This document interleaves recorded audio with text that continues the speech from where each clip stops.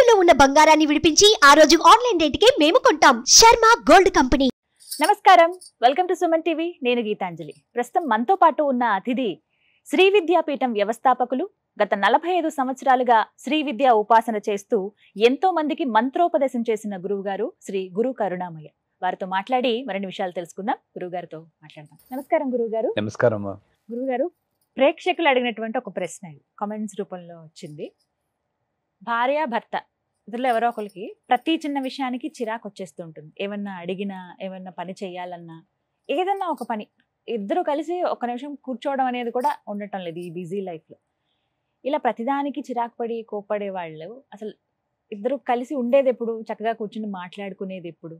ప్రతిదానికి ఏదో ఒక డిస్ట్రాక్షన్స్ ఉంటున్నాయి. అసలు ఈ రోజుల్లో ఎందుకు ఎక్కువగా చూస్తున్నాము? ఇలాంటి గొడవలేవి లేకుండా చక్కగా ఒక భక్తి మార్గంలో ఉండాలంటే వీళ్ళు ప్రత్యేకంగా ఏమైనా గ్రంథాలు చదవాలా, ఇవి ఏమైనా ఖచ్చితంగా నియమాలంటూ పాటించాలా అని చెప్పి చాలా మంది అడిగినటువంటి ప్రశ్న ఇది. వీటికి కర్ణుడి చావు కారణాలు అనేకం ఉన్నాయన్నట్లు చాలా ఉన్నాయి. దేవి అర్గళా స్తోత్రం అని ఒకటి ఉంది. అందులో భార్య లక్షణాలు చెప్తారు. పత్ని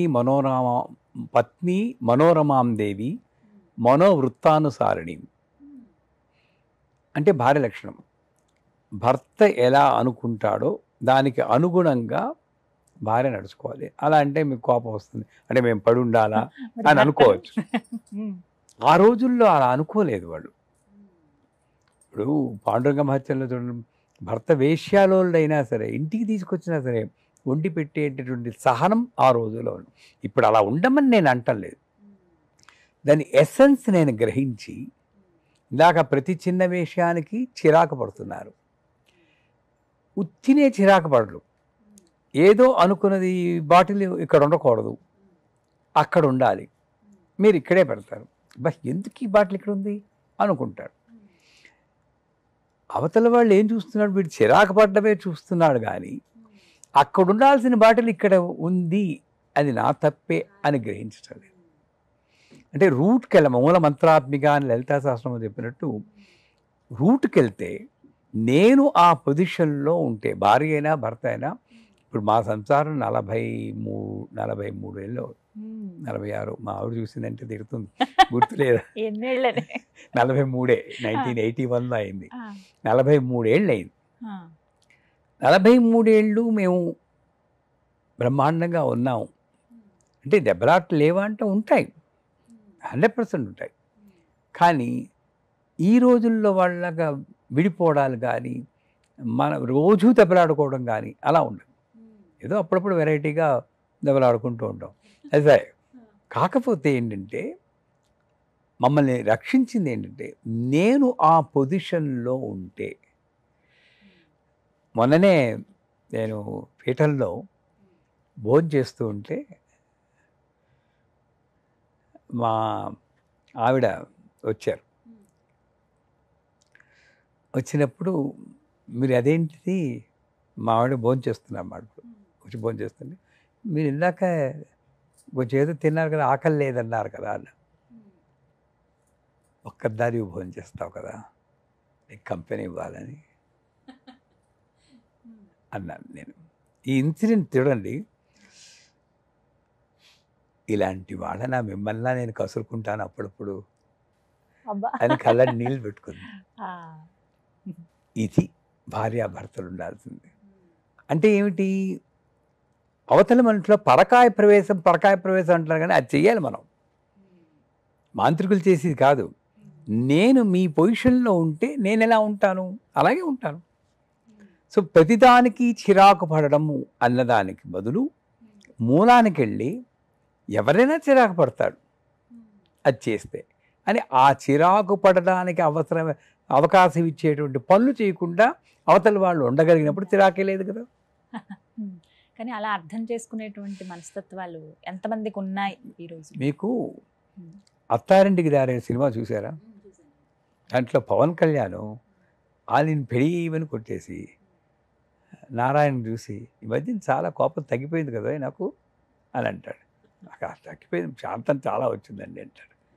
దీని నుండి నేను నేర్చుకున్నది ఏంటి, అవతల వాళ్ళు ఎలా ఉన్నా కూడా ఈ మధ్యన కొంచెం బాగానే ఉన్నారు, మీరు అలా అనేసారనుకోండి వాడికి సిగ్గేస్తుంది. ఇంత కోపం ఉన్నా కూడా నాకు భార్య ఉందంటుంటే చచ్చినట్టు నేను అలా ఉండాలి. ఇది ఒక సైకలాజికల్ హ్యాండ్లింగ్. నేను దేవీపురంలో ఉన్నప్పుడు పీఠాధిపతిగా నేను మేడమెట్లు దిగుతూ ఉంటే ఒక ఆవిడ వచ్చారు, 62 ఏళ్ళు. గురువుగారు నాకు మంత్రం ఇవ్వండి. మా ఆయనకి చాలా కోపం, కోపం వచ్చింది కానీ చెప్తున్నాను. 62 ఏళ్ళు అంటే ఆయనకు 65, 70 ఉంటాయి. ఇప్పుడు ఆయన్ని మార్చాలనుకోవడం ఏమిటి?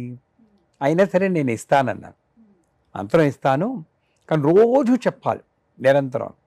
చెప్తాను రాసుకోవాలన్నాను, రాసుకోలేదు. మా ఆయనకి కోపం లేదు, అదే నీ మంత్రం అని అనుకోమన్నారా?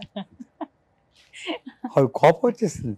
బాగానే ఉంది చంపడం, ఏదో మంత్రం ఇస్తాననుకుని వస్తే మీరా అంటారా, నన్ను వేళాకోళం చేస్తారా అని కోపం గురించి వెళ్ళిపోయింది. ఇప్పుడు కోపం వచ్చింది. ఇప్పుడు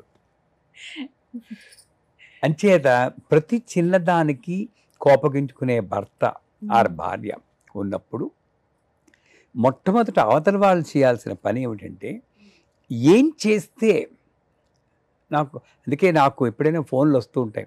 ఈరోజు 10 ఫోన్లు వస్తే దాంట్లో 9 ఫోన్లు ఇవే భార్యాభర్తల. అన్ఫార్చునేట్ వస్తే నేను అడుగుతాను, అమ్మ గొడవలు పెళ్ళైన రోజు నుండి ఉన్నాయా, మధ్యలో మొదలయ్యాయి? మధ్యలో మొదలైతే ఏ ఇన్సిడెంట్ తర్వాత మొదలైంది అది గ్రహిస్తే మూలం తెలిసిపోతుంది. అయితే ప్రతి చిన్నదానికి అన్నప్పుడు అక్కడ అవతల వాళ్ళ దృష్టిలో వెళ్ళాలి. నెంబర్ 1 బాలా మంత్రం అని ఒకటి ఉంది. ఐం క్లీం సౌహు, సౌహు క్లీం ఐం. ఈ మంత్రం దీక్ష లేకుండా చేయకూడదు. కనీసం ఈ ఆడియో ఇంట్లో ప్లే చేశారు అనుకోండి, దీనిలో ఉన్న వైబ్రేషన్స్ మొట్టమొదటి ఎలా ఉంటుందంటే, ఒక్కసారి అరుచుకుంటారు పాపం వీళ్ళు కై కైమని. ఇది వెళ్ళి వాయుమండలాన్ని కంటామినేట్ చేస్తుంది. ఈ కంటామినేట్ చేసిన వాయుమండలంలో మళ్ళీ వీడు ఉండడం వల్ల మళ్ళీ వీడు అరుస్తూ ఉంటాడు. ఇది ఒక ఇన్ఫైనిట్ లూప్లోకి వెళ్ళిపోయాడు. దాన్ని తగ్గించడం కోసం బాలా మంత్రం బాగా పనిచేస్తుంది. ఐం క్లీం సౌహు, సౌహు క్లీం ఐం. మీరు ఇందాక గ్రంథాలు అన్నారుగా, చదివితే ఇప్పుడు చాలా చదువుతాం, ఇన్స్పిరేషన్ లేకపోయేటప్పటికీ పెర్స్పిరేషనే ఉంటుంది, చెమటలు కడుపుతాం అంతే. ఇన్స్పిరేషన్ ఉండాలి. సోక్రటీస్ అని ఒకడు ఉన్నారు, తెలుసు కదా మీకు. ఆయన భార్య మహాగయ్యాలి. నేను గ్రంథాలు రాసుకుంటూ ఉంటే కై కై కై కై మన అరుచుకుంటూ ఉండి ఆయన ఓర్పుగా రాసుకునేవారు. ఓ రోజు ఇంత అరిచినా నువ్వు కదలటం లేదని నీళ్లు తీసుకొచ్చి వంపేస్తుంది ఆ గ్రంథం మీద. అప్పుడు మాట్లాడు, ఇలా తుడి చేసుకుని మళ్ళీ రాసు. ఇది మనుష్య ఏంటి, నేను నీళ్లు పోసినా మాట్లాడటనే. ఇన్నాళ్ళు ఉరుములు అనుకున్నాను, ఇప్పుడు వర్షం కూడా పడుతుంది అనమాట. మరి ఈ గ్రంథం తెద్దాక నేను ఏం నేర్చుకోవాలి అంటే, అవతల వాళ్ళు ఎలా ఉన్నా నేను ఇంత ఓర్పు ఉండాలని నేను నేర్చుకోవాలా? గ్రంథాలు చదువుతాను అంటే సీతమ్మ వారుకున్న ఓర్పు, రాములు వారుకున్నటువంటి ఏకపత్ని వ్రతం, ఆరు ధర్మ నిరతత, ఇవన్నీ కూడా నేను నేర్చుకోగలిగితే గ్రంథ పఠనం ఒక ఇన్స్పిరేషన్లో చాలా పనికొస్తుంది. నాకు నా చిన్నప్పుడు గ్రంథ పఠనం పనికొచ్చింది. ఆర్ నా తల్లిదండ్రులు నాకు మంచి ట్రైనింగ్ ఇచ్చారు. వాళ్ళిద్దరూ ఎలా ఉన్నారు అనేది నా చిన్నప్పుడు బలంగా పడింది. అడ్జస్ట్ అయిపోయేవాళ్ళు. అప్పుడప్పుడు కొంచెం ఇబ్బంది వచ్చినా ఆయన ప్రాణం పెట్టేవారు. ఈవిడ ఇంకా మహాసాధ్వి మా అమ్మగారు యశోద, నా భూతో నా భవిష్యత్ అన్నట్టు చేసేవారు. ఆయన ఏం చెప్తే అదే. అలా ఉండాలి, వాళ్ళని చూసే మనం నేర్చుకోవాలి. మీరు చెప్తున్నాను, మా వెనకాతల పోర్షన్లోనే మా తాతగారు ఉండేవారు. మా నాన్నగారు ఏదో కోపం వచ్చి మీ నాన్నగారితో మాట్లాడకూడదు అన్నారు. 3 ఏళ్ళు మా అమ్మ మాట్లాడలేదు. నూతి దగ్గర నీళ్లు తోడుతున్నప్పుడు ఆయన నీళ్ళు వస్తే తల దించుకుని వచ్చేది. అది నిబద్ధత. అంటే నేను ఈ రోజుల్లో అలా ఉండమని చెప్పట్లేదమ్మా, కనీసం దాని ఎసెన్స్ తీసుకుని, వాళ్ళు చిరకబడ్డారు కదా నేను చిరాకు పడితే మీరంటూ దెబ్బలాట్లే వస్తాయి. ఉంటే భక్తి మార్గంలో కాస్త ఇద్దరూ కలిపి పూజలు చేస్తే, నేను సాధారణంగా నా శిష్యుల్లో చూస్తున్నాను కదా, ఇద్దరూ కలిపి పూజలు చేసిన వాళ్ళల్లో ఇళ్లల్లో ఇంత పెద్దగా గొడవలు రావట్లేదు. అంటే నేనన్నది ఇద్దరూ ఒకేసారి ఈయన తువాలు కట్టుకుని అగరత్తి వెలిగించి ఇలా చేసి తర్వాత ఆవిడ వంటలను చేసుకుంటారు పూజలు, అవి పనికిరావు. ఇద్దరూ కలిపి పొద్దున్నే లేచి ధ్యానం చేయగలిగితే చాలా వరకు ఈ ప్రాబ్లమ్స్ తగ్గుతాయి. భక్తి లేదా గ్రంథ పఠనం లేదా ఎగ్జాంపులరీ యాటిట్యూడ్ వాళ్ళ పేరెంట్స్ కానీ వాళ్ళు చూపించగలిగి ఉంటే వాళ్ళ వరకు వాళ్ళకుంటుంది. వీటి అన్నిటికీ తోడు ఇప్పుడు వర్క్ ప్రెషర్ పెరిగిపోయింది అందరికీ. ప్రోడక్ట్ రిలీజ్ అంటారు, రేసింగ్ అన్నమాట, కోరికలు పెరిగిపోయాయి. అవన్నీ కూడా కారణమే. సంపాదన విషయంలో కూడా చాలా ఫైనాన్షియల్ మ్యాటర్స్ అనేవి కూడా చాలా దేంట్లో పెడితే ఇంకా ఎక్కువ వస్తుంది. మా కాలంలో మా నాన్నగారికి 37 రూపాయలు శాలరీ నా చిన్నప్పుడు. దాంట్లో 5 రూపాయలు దాచుకుని ఓ ఇల్లు కొన్నారు తర్వాత ప్లానింగ్ చూడండి. అంటే లిమిటెడ్ డిజైర్స్ ఉన్నప్పుడు హాయిగానే ఉండేది. ఇప్పుడు ఎక్కువైపోయాయి. నేను ఒకసారి చెప్పాను లేదో, 2000లో నేను ఒక అమెరికాలో ఇంటికి గృహప్రవేశానికి వెళ్ళాను. 3 bedroom హౌస్, మిలీనియం ఇయర్ అంటారు కదా, January 1 December 31 నైటు ముహూర్తం. లోపలికి వెళ్తుంటే ఆ ఇంటి యజమానురాలు నా శిష్యురాలు, గురువుగారు విల్లాలో ఉండేట అనుగ్రహించండి గురువుగారు. ఇంకా లోపలికి 3 bedroom వెళ్ళలేదు, విల్లాలో ఉండేటట్టు అనుగ్రహించాలి. వాళ్ళ తమ్ముడు గారికి విల్లా ఉంది అక్కడ, అదే కాలనీలో. మా తమ్ముడికి ఉందండి. మరి ఎంజాయ్ చేయలేకపోతున్నారు. నా కోరికలు మీ సమరైజ్ చేస్తే వీటన్నిటికి కారణం నా కోరికలు పెరిగిపోవడం, ఉన్నదాంతో తృప్తి లేదు నాకు. నెంబర్ 1. నెంబర్ 2, అవతల వాళ్ళ బిహేవియరు నేను ఆ పరిస్థితిలో ఉంటే నేను కూడా అలాగే బిహేవ్ చేస్తానన్న ఆలోచన వెనక్కి వెళ్ళి చూసుకోండి కావలిస్తే. మనం ఎన్నిసార్లు అరవలేదు అని ఆలోచించడు. 2, సహానుభూతి అంటారు. సానుభూతి అంటే ఓదార్చడం కాదు, సహ అనుభూతి. అంటే మీరేం భావిస్తారో నేను అదే భావిస్తే అదే సానుభూతి. సానుభూతి లేకపోవడం అవతల వాళ్ళ మీద. 3వది భక్తి. ఇద్దరికీ భక్తి ఉండి నమ్మకం ఉండి ఒకే కలిసి పూజ చేసుకుంటే ఈ గొడవలు రావు. 4వది గ్రంథ పఠనం అన్నప్పుడు ఏదో చదివేవా, ఇది 7 సప్తాహం చదివితే పుణ్యం వస్తుంది, హనుమాన్ అది సుందరకాండ అది వస్తుంది, ఇది వస్తుంది ఎదురు చూసి చదువుతామే కదా తప్పితే దాంట్లో ఎస్సెన్స్ నేను గ్రహించాలి కదా.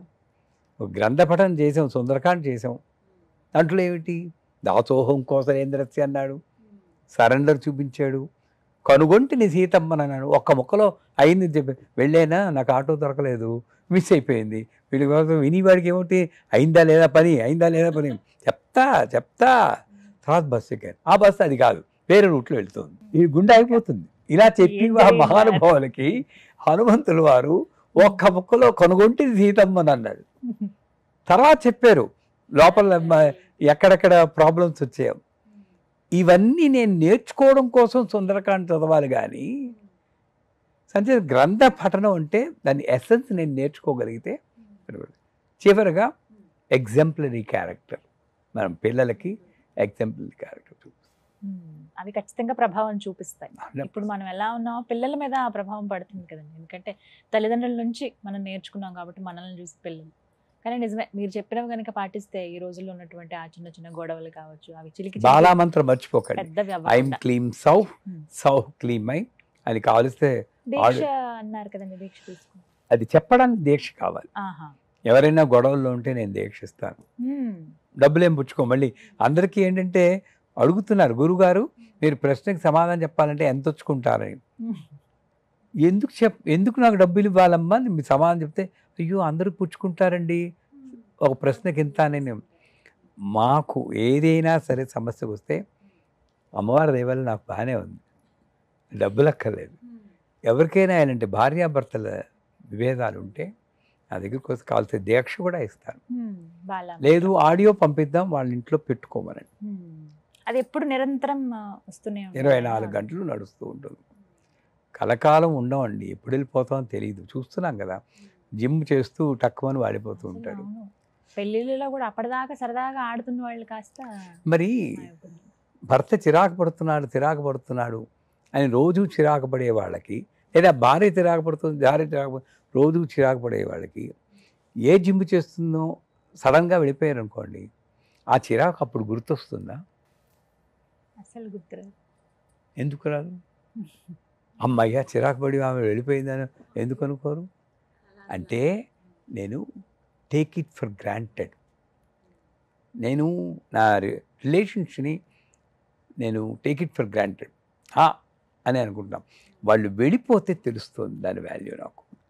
సో ఆ మూమెంట్ రాకుండా నేను ఉన్నప్పుడే పోన్లే, అందరూ తప్పులు చేస్తారు, నేను చేస్తాను, ఆవిడ చేస్తున్నాను అన్న అడ్జస్ట్మెంట్ తోటి వీళ్ళు వెళ్ళగలిగితే, లేకపోతే అర్థం లేదు. వాళ్ళు వెళ్ళిపోతే బాధపడడంలో అర్థం లేదు. ఉన్నప్పుడేమో కైమని కొట్టుకుని వెళ్ళిపోతే తర్వాత ఏడిస్తే బాధపడి. ఏంటి? ప్రయోజనం ఉండదు కదా. ఇవన్నీ సైకలాజికల్గా నేను ఆలోచిస్తూ ఉన్నంతకాలం నేను హ్యాపీగా ఉందాం.